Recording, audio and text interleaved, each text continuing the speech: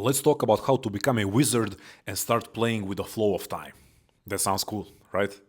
This video is for those people who feel that they don't have enough control over their time, attention, and energy, and are therefore not getting things done in their lives. If that's you, in this video I'm going to cover two main mistakes that are preventing people from having more control over their time, attention, and energy, and I'm going to provide an alternative approach that will leave you feeling like you are a wizard or a witch who can play with the flow of time. Before we dive into it, subscribe if you haven't already and you want to watch daily videos on actualizing your potential. Comment to let me know what topics you want me to cover in future videos, and check links in the description for my full free video guide on getting unstuck and becoming unstoppable, link to explore working one-on-one with me, and a link to my free newsletter. Now, let's dive into it. Two main mistakes that are preventing people from having more control over their time, attention, and energy.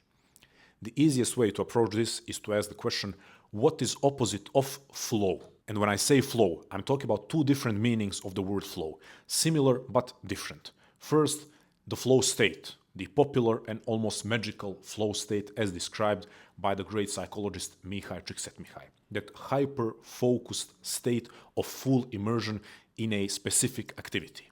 But also I'm talking about flow as a broader concept, and that is as movement that is perceived as almost effortless.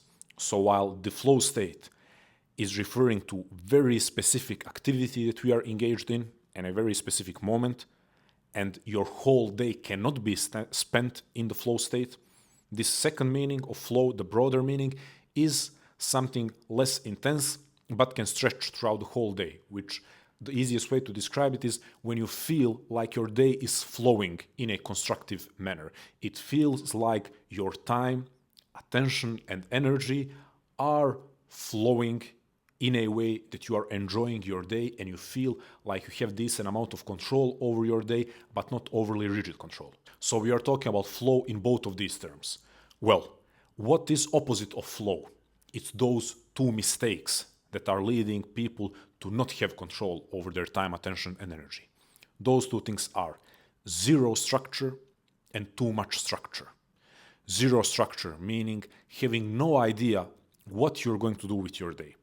Having no idea what activities you are going to engage in besides the absolutely necessary activities, such as for someone is going to work, for someone else is going to school, for someone else it's taking care of some absolutely necessary family obligations and responsibilities. So no structure means besides those absolutely necessary things, having no idea what to do with your free/leisure time.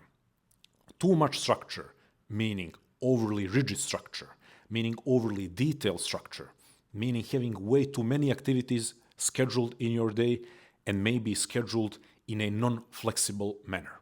So on one side, we have a person who wakes up and doesn't see anything in front of them meaning when they are conceptualizing how their day could go, what their day could look like. They don't see anything. It's fog. And the other person has an image of their day that is making them exhausted when they just think about it. On one side, we have a person who has completely relinquished control over their day, and on the other side, we are having a person who is trying to exercise way too much control over their day. Okay, these two opposites are same in the sense that both of them are on the opposite side of the spectrum from flow state and a subjective feeling like the day is flowing in a constructive, healthy, and enjoyable manner. Now, something important to address here. For some people, their complete lack of structure comes from experiencing too much structure. For them, zero structure is a result of rebellion against too much structure. In my work, it often happens with creative people. I'm working with creative people who are trying to get more things done, who are trying to actually invest more of themselves in their creative work, but then we notice that they have zero structure. And it's usually because they have that rebellious nature and they have seen how unhealthy overly rigid structure is, so they make the overcorrection. Overcorrection being one of very common human tendencies. We rarely make a slight correction, we often go to the other side of whatever the spectrum is. So something to point out is if you're a creative person and you have zero structure, it might be a good idea to look yourself in the mirror, metaphorically speaking, and to admit to yourself that, okay, this is normal, this is a human response, but I did make an overcorrection. I have experienced what is like to have too much structure. I have experienced what it's like to have overly rigid structure that is creating me too much stress and overwhelm, but I have gone too far in the other direction. Okay, for some people, that's not the case. It's not rebellion.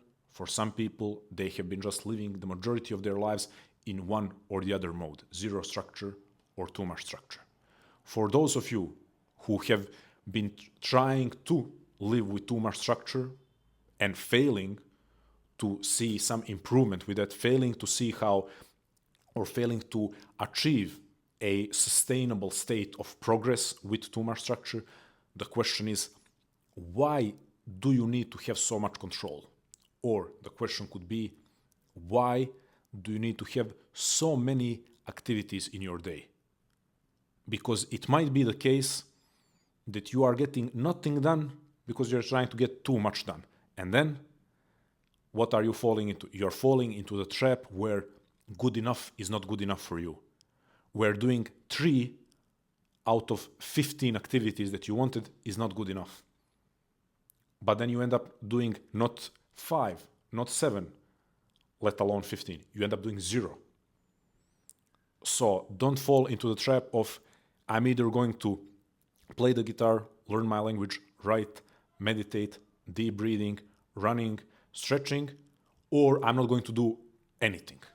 That's the common problem of the person who is consistently trying to exercise way too much control over the flow of their day. So we have on one side, once again, zero structure, on the other side, too much structure. Both are opposite of flow. If we look more precisely the flow state, not the broader concept of flow, the flow state, we can see that it's the balance between too much structure and zero structure. We need some structure. Flow state always happens within some confines, within some limitations, within some structure. It never happens in an environment that lacks structure completely. It definitely doesn't happen in an environment that is overly rigid and stressful because of too much structure. And then we can translate it to the broader concept of flow, as in effortless movement through the day, rather than specific moment of flow state. The same applies, because we can extract from the most intense experience to the less intense, longer lasting experience of flow, where the same applies. Zero structure leads to what?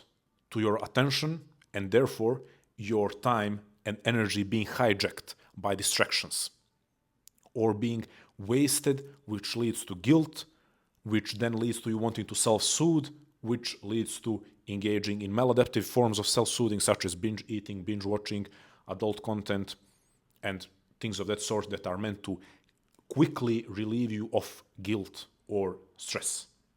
So that's what happens with zero structure.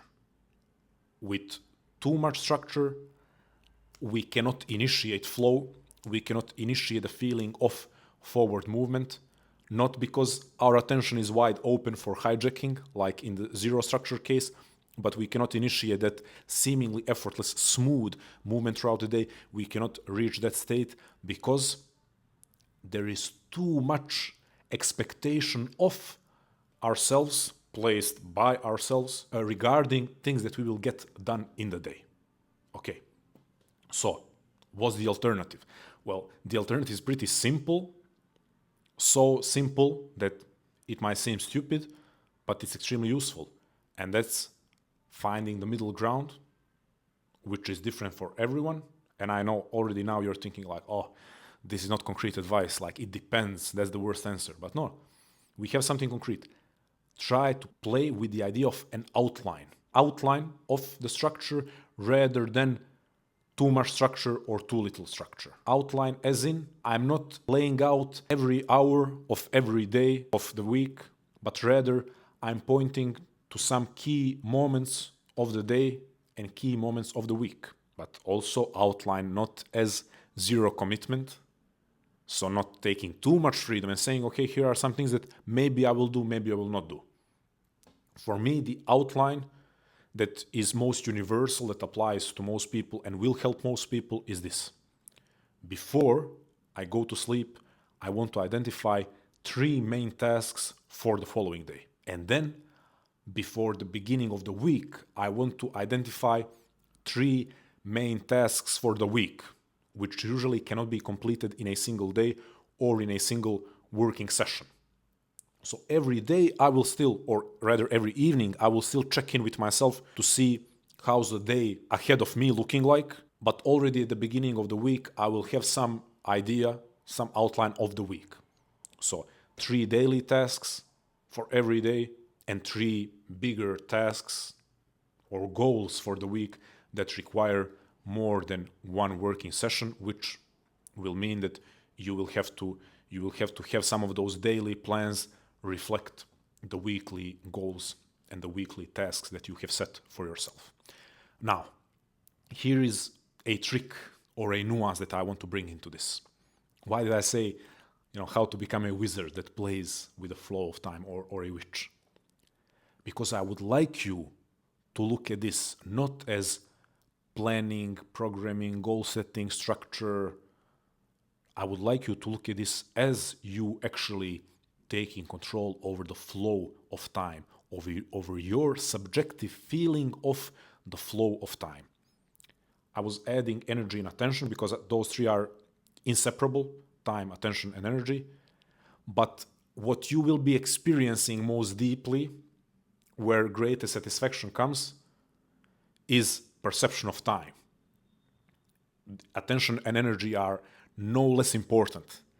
It's just the fact that when you reach that state, which I can fortunately say that I'm reaching quite often, that state where the day is going well, you've hit the sweet spot between freedom and control, between too much or too little structure. When you hit that sweet spot, it feels like you are in control of how the time is flowing.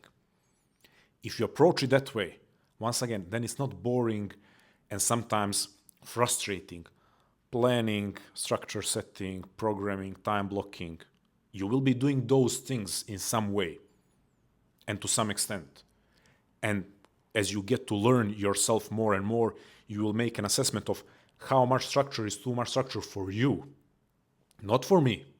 How much structure is too much structure for you at this point in your life, at this point in your journey, considering the current project or projects that you have. Because some of you are now at a point, or you will find soon enough yourself at a point where you need more structure than just an outline.